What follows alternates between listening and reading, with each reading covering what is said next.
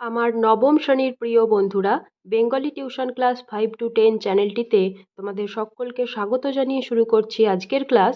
তো বন্ধুরা, আজকের ক্লাসে আমরা আলোচনা করব সত্যেন্দ্রনাথ দত্ত রচিত আমরা কবিতার পরবর্তী কিছুটা অংশ। তো কবিতাটি যেহেতু একটি বড় কবিতা, একদিনে আলোচনা করা সম্ভব নয়, সেহেতু আমরা এই দুটি দুটি করে স্ট্যাঞ্জারই আলোচনা করব। আগের দিন আমি প্রথম দুটি স্ট্যাঞ্জারের আলোচনা করে দিয়েছিলাম। তোমরা যারা এখনও সেই আলোচনা শোনোনি, তাদের জন্য আমি এই ভিডিওটির ডেসক্রিপশন বক্সে লিংক দিয়ে দেবো, তোমরা সেখান থেকেও আগের ক্লাসের আলোচনাটি শুনে নিতে পারো। তো দেখো, আজকে আমরা পরবর্তী যে দুটি স্ট্যাঞ্জার, সেই পরবর্তী দুটি স্ট্যাঞ্জারের আলোচনা করব, কারণ প্রথম দিন আমি প্রথম দুটি স্ট্যাঞ্জারের আলোচনা করে দিয়েছিলাম।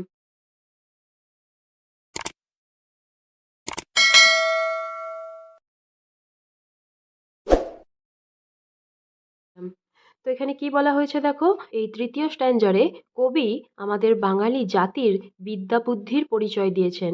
বাঙালি জাতি যে প্রাচীনকাল থেকেই কতটা বিদ্যা অনুরাগী ছিল, শিক্ষা অনুরাগী ছিল, শিক্ষার প্রতি কতটা তাদের আগ্রহ ছিল, সেইটা বোঝাতে চেয়েছেন এই স্ট্যাঞ্জারটির মাধ্যমে। তো দেখো, এখানে কি বলা হয়েছে, জ্ঞানের নিধান আদি বিদ্বান কপিল সাংখ্যকার, অর্থাৎ জ্ঞানের আধার বা ভাণ্ডার, সেই জ্ঞানের ভাণ্ডার বা আধার কে না আদি বিদ্বান, আদি পুরুষ কপিল সাংখ্যকার, অর্থাৎ কপিল মুনির কথা এখানে বলা হচ্ছে।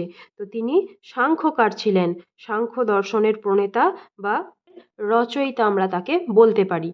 তাই এখানে কবি বলেছেন যে সেই সাংখ্য দর্শনের প্রণেতা আদিপুরুষ কপিল মুনি ছিলেন জ্ঞানের নিধান, অর্থাৎ জ্ঞানের ভাণ্ডার বা আধার। তো এখানে কপিল মুনি সম্পর্কে তোমরা হয়তো অনেকেই জানো না, তো তাই আমি কপিল মুনি সম্পর্কে কিছু কথা বলছি, তোমরা একটু শুনে লিখে নিও। এই কপিল মুনি কে ছিলেন না, কপিল মুনি ছিলেন প্রথম জ্ঞানী পুরুষ। ভগবত পুরাণে এই কপিল মুনিকে আবার ভগবান বিষ্ণুর অবতার বলা হয়েছে। আবার হিন্দু ধর্মগ্রন্থের কোথাও কোথাও তাকে দেবতা ব্রহ্মার পৌত্র অর্থাৎ নাতি বলা হয়েছে। তো এমনই একজন মানুষ ছিলেন কপিল মুনি। কপিল মুনির আশ্রম রয়েছে গঙ্গাসাগরে, সেখানে কুম্ভ মেলার আয়োজন করা হয়, তোমরা জানো। সেই ব্যক্তি ছিলেন কপিল মুনি, আর তিনি ছিলেন জ্ঞানের নিধান অর্থাৎ জ্ঞানের ভাণ্ডার এবং সাংখ্য দর্শন গ্রন্থের রচয়িতা। এই বাংলার মাটিতে গাঁথিল সূত্রে হীরক হার, অর্থাৎ তিনি তার কৃতিত্বের মাধ্যমে এই বাংলার মাটিতে সুতো দিয়ে হীরের হার যেন তৈরি করে দিলেন। এতটাই মূল্যবান তার কাজকর্ম, অর্থাৎ তিনি এমনই একজন জ্ঞানী পুরুষ ছিলেন। বাঙালি অতীশ লঙ্ঘিল গিরি তুষারে ভয়ঙ্কর, জ্বালিল জ্ঞানের দ্বীপ তিব্বতে বাঙালি দীপঙ্কর। তো এখানে অতীশ বলতে অতীশ দীপঙ্করের কথা বলা হয়েছে। খুব সম্ভবত তোমরা ক্লাস 7 বা 8-এর ইতিহাস বইতে অতীশ দীপঙ্করের কথা জেনেছ। সেই অতীশ দীপঙ্কর ছিলেন একজন বাঙালি। তিনি কি করেছিলেন না, তিনি বৌদ্ধ ধর্মের প্রচারের জন্য লঙ্ঘিল গিরি অর্থাৎ গিরি পর্বতকে লঙ্ঘন করেছিলেন, যেটা তুষারে ঢাকা ভয়ঙ্কর গিরি, সেই দুর্গম পথ অতিক্রম করে অর্থাৎ হিমালয় পর্বতকে অতিক্রম করে তিনি তিব্বতে গিয়ে পৌঁছেছিলেন, এবং তিব্বতে গিয়ে তিনি জ্ঞানের প্রদীপ জ্বালিয়ে তুলেছিলেন মানুষের মধ্যে এবং বৌদ্ধ ধর্ম ছড়িয়ে দিয়েছিলেন। তো বাঙালি অতীশ দীপঙ্কর এইভাবেই বাংলার নাম উজ্জ্বল করে গেছেন এবং নিজের বিদ্যাবুদ্ধির পরিচয় দিয়ে গেছেন। কিশোর বয়সে পক্ষধরের পক্ষ শাতন করি, বাঙালির ছেলে ফিরে এলো দেশে যশের মুকুট পরি। তো এখানে পক্ষধর বলতে পক্ষধর মিশ্রের কথা বলা হয়েছে।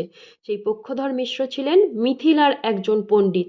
তাকে তর্কযুদ্ধে কেউ পরাজিত করতে পারতো না। তিনি এতটাই ভালো একজন তর্কযুদ্ধবিদ ছিলেন, অর্থাৎ তিনি যে পক্ষ নিয়েই তর্ক করতেন না কেন সেই পক্ষকেই তিনি জিতিয়ে দিতে পারতেন, তিনি নিজে জয়লাভ করতেন। তিনি এমনই জ্ঞানী ছিলেন। তো কিশোর বয়সেই সেই পক্ষধর মিশ্রের পক্ষ শাতন করে দিয়েছিল একজন বাঙালি ছেলে, অল্প বয়সী বাঙালি ছেলে। সে কিনা কিশোর বয়সেই এইরকম একজন বড় পণ্ডিত পক্ষধর মিশ্র, সেই পক্ষধর মিশ্রকে হারিয়ে দিয়েছিল। সেই পক্ষধর মিশ্রকে কে হারিয়ে দিয়েছিল, কোন বাঙালি ছেলে হারিয়ে দিয়েছিল না, নবদ্বীপের রঘুনাথ মিশ্র নামে একটি ছেলে তাকে তর্কযুদ্ধে পরাজিত করেছিল। সেই তর্কযুদ্ধে পরাজিত করাটাকেই কবি ব্যঙ্গার্থে পক্ষ শাতন করি বলেছেন, অর্থাৎ পক্ষধর মিশ্রের অহংকার যেন মাটিতে মিশিয়ে দিয়েছিল। পক্ষসাতন এই কথাটার আক্ষরিক অর্থ হলো ডানা কেটে দেওয়া। তো ডানা কেটে দেওয়া এখানে কবি পক্ষধর মিশ্রের অহংকার ছেঁটে ফেলার কথাটি বোঝাতে ব্যবহার করেছেন। সেই বাঙালির ছেলে পক্ষধরের পক্ষ সাতন করে দেশে ফিরে এসেছিল যশের মুকুট পরে, অর্থাৎ সে নাম যশ খ্যাতি প্রতিপত্তির সঙ্গে দেশে ফিরে এসেছিল পক্ষধরকে হারিয়ে দিয়ে। বাংলার রবি জয়দেব কবি কান্ত কোমল পদে করেছে সুরভি সংস্কৃতের কাঞ্চন কোকনদে। অর্থাৎ বাংলার রবি কবি রবীন্দ্রনাথ ঠাকুরের কথা বলা হয়েছে।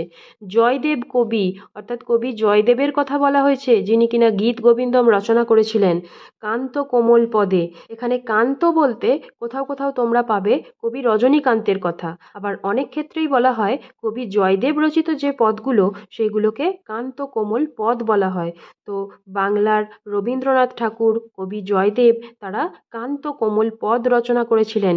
করেছে সুরভি সংস্কৃতের কাঞ্চন কোকনদে।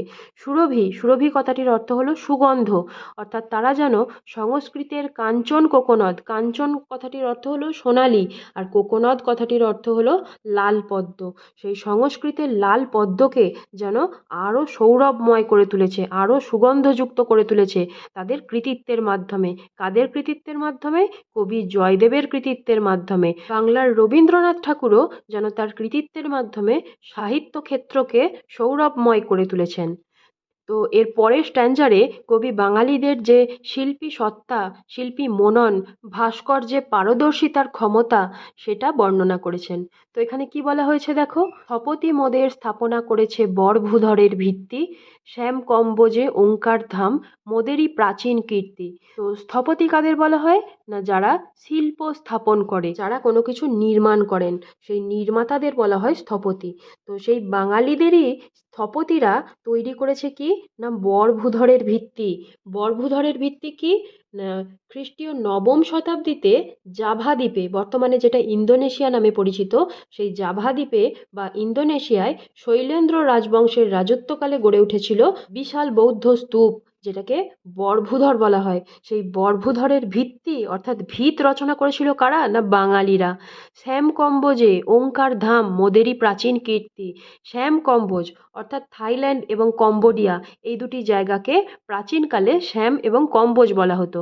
সেই শ্যাম কম্বোজে ওঙ্কার ধামও নির্মাণ করেছিল কিন্তু বাঙালিরাই। তাই কবি বলেছেন এইসব নির্মাণ বাঙালিদেরই প্রাচীন কীর্তি। ধ্যানের ধনে মূর্তি দিয়েছে আমাদের ভাস্কর, বিটপাল আর ধীমান যাদের নাম অবিনশ্বর। কোনো কিছু বিষয় নিয়ে মনোযোগ দিয়ে একভাবে চিন্তন করা, সেটাকেই বলা হয় ধ্যান। তো সেই ধ্যান করার মাধ্যমে আমাদের ভাস্কর, বিখ্যাত দুজন বাঙালি ভাস্কর বিটপাল আর ধীমান, যাদের নাম অবিনশ্বর হয়ে আছে তাদের কীর্তির মাধ্যমে। এই বিটপাল আর ধীমান ছিলেন পাল যুগের ভাস্কর্য শিল্পী। তারা বিখ্যাত বিখ্যাত ভাস্কর্য রচনা করেছে, যেগুলো আজও নষ্ট হয়নি। আমাদেরই কোন সুপটু পটুয়া লীলায়িত তুলিকায় আমাদের পট অক্ষয় করে রেখেছে অজন্তায়। অর্থাৎ বাংলার যে পটুয়া শিল্পীরা পটচিত্র অঙ্কন করে, সুপটু অর্থাৎ সুদক্ষ পটুয়ারা লীলায়িত তুলিকায় তাদের তুলির মাধ্যমে যেন বাঙালিদের গৌরব অক্ষয় করে রেখেছে, বাঙালিদের পট অক্ষয় করে রেখেছে। কোথায় না অজন্তায়। অজন্তা হলো মহারাষ্ট্রের একটি গুহা, যেখানে 30টি গুহার দেওয়ালে নানান রকমের ছবি আঁকা আছে, কিন্তু একটি গুহাতে বিজয় সিংহের 2টি ছবি আঁকা আছে। যে বিজয় সিংহের কথা তোমরা এই দ্বিতীয় স্ট্যাঞ্জারে পড়েছিলে, সেই বিজয় সিংহের ছবি আঁকা আছে। একটি অশ্বারোহী বিজয় সিংহ আর একটা সিংহাসনে বিজয় সিংহের অভিষেক করা হচ্ছে এমন একটি চিত্র অঙ্কন করা রয়েছে। তো সেই পটচিত্রের মাধ্যমে সুদক্ষ পটশিল্পীরা অর্থাৎ সুপটু পটশিল্পীরা বাঙালির কীর্তিকলাপকে তাদের তুলির মাধ্যমে অক্ষয় করে রেখেছে, অর্থাৎ যা কোনোদিন ক্ষয়ে যাবে না। কীর্তনে আর বাউলের গানে আমরা দিয়েছি খুলি, মনের গোপনে নিভৃত ভুবনে দ্বার ছিল যতগুলি। তো বাঙালিদেরই 2টি গানের ধারা আর কি, কীর্তন গান আর বাউল গান। বৈষ্ণবরা কীর্তন বাউল এই 2 ধরনের রীতির গানই গায়। সেই কীর্তন আর বাউল গানের মাধ্যমে আমরা বাঙালিরা আমাদের মনের গোপনে নিভৃত ভুবনে, অর্থাৎ পৃথিবীর একদম একটা লুকোনো জায়গায় যতগুলো দরজা ছিল, অর্থাৎ আমাদের বাঙালিদের মনের দরজা যেন আমরা খুলে দিয়েছি। আমরা কীর্তন আর বাউল গানের মাধ্যমে সকল সম্প্রদায়ের মানুষকে আপন করে নিয়েছি। এই যে কীর্তন আর বাউল গান যারা গায় তারা কিন্তু কোনো নির্দিষ্ট একটি ধর্ম সম্প্রদায়ের পক্ষে নয়। তাদের কাছে ধর্ম হলো মানব ধর্ম। তাদের কাছে সকল মানুষই সমান। তাই কবি বলছেন যে কীর্তন আর বাউলের গানে আমরা আমাদের মনের সংকীর্ণতা দূর করে যেন আমাদের মনের দরজা খুলে দিয়েছি, সকলকে আপন করে নিতে পেরেছি।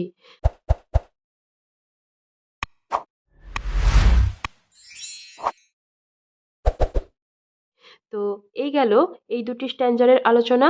তো তোমরা ভিডিওটি বারবার দেখে যে আমি ছোট ছোট তথ্যগুলো দিলাম সেগুলো খাতায় লিখে রাখবে বা পেন্সিলে করে বইয়েতে টুকে নেবে, তাতে করে তোমাদেরই সুবিধা হবে বুঝতে, বা পরবর্তীকালে যখন তোমরা আবার কবিতাটির রিভিশন দেবে। যারা যারা এখনও চ্যানেলটি সাবস্ক্রাইব করনি অবশ্যই একটি সাবস্ক্রাইব করে দিও। আর যারা আজকের আলোচনা শুনলে এবং তোমাদের ভালো লাগলো তারা অবশ্যই চ্যানেলটিতে একটি লাইক করে দিও, কমেন্ট করে তোমাদের মতামত জানিও এবং বন্ধুদের সঙ্গে শেয়ার করে দিও। তো তোমরা সকলে ভালো থেকো, সুস্থ থেকো। আজকের আলোচনা এই পর্যন্তই।